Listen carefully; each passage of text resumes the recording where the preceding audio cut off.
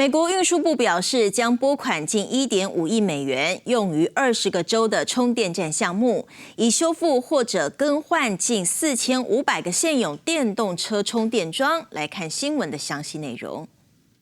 该计划是一系列电动车充电奖励中的最新一项，因为拜登政府希望在未来几个月内敲定新规则，有望会大幅提升电动车的销售。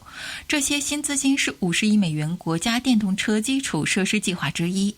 该计划由1兆美元的2021年基础设施法资助。根据该计划，各州需要经营联邦资助的充电桩至少5年，且必须在97%的时间内正常运作。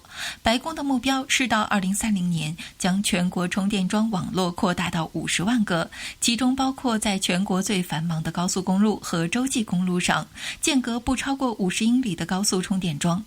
汽车制造商和其他公司表示，虽然越来越多汽车制造商采用特斯拉的电动车充电技术，但大幅增加的电动车充电站对于电动车的广泛采用至关重要。白宫表示，美国拥有超过17万个公共充电端口，自拜登政府上台以来，公共充电桩的数量增加了70%以上。拜登在2021年设定一个目标，在汽车制造商的支持下，寻求2030年50%的新车是电动车或插电式混合动力车。美国环保署提出严格的最新废气排放法规，到2032年，67%的新车将采用电动车。政府预计将在3月敲定新的排放限制。汽车制造商希望美国环保署放宽这些要求。众院共和党人士上月投票禁止美国环保署最终确定这些规则。